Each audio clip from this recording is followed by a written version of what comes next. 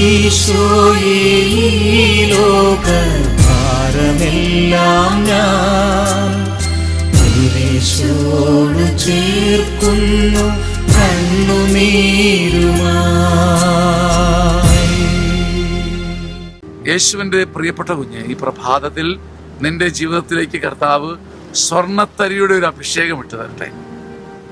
വെളിപാടിന്റെ പുസ്തകം 3:18 കർത്താവ് ഇങ്ങനെ പറയുക, ഞാൻ നിന്നെ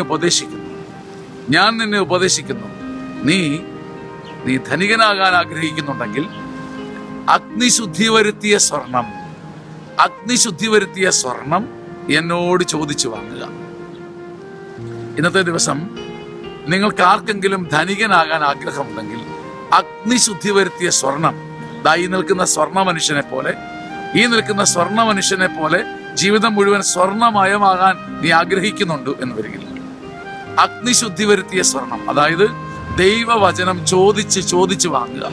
അന്നന്ന് ജീവിക്കാൻ, ജീവിതത്തിൽ ഫൈറ്റ് ചെയ്ത ഒരു മനുഷ്യൻ എന്ന നിലയ്ക്ക് ഞാൻ പറയുക, അന്നന്ന് ജീവിക്കാനുള്ള ആഹാരമായ വചനം കർത്താവിന്റെ കയ്യിൽ നിന്ന് വാങ്ങിയാൽ നീയും മെല്ലെ മെല്ലെ ഒരു സ്വർണ്ണ മനുഷ്യനാണ്. അഗ്നിശുദ്ധി വരുത്തിയ സ്വർണമാണ് വചനം. ഈ വചനം നിന്നെ സഹായിക്കട്ടെ.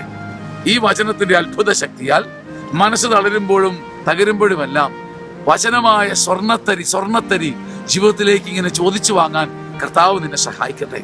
Hallelujah, hallelujah, hallelujah.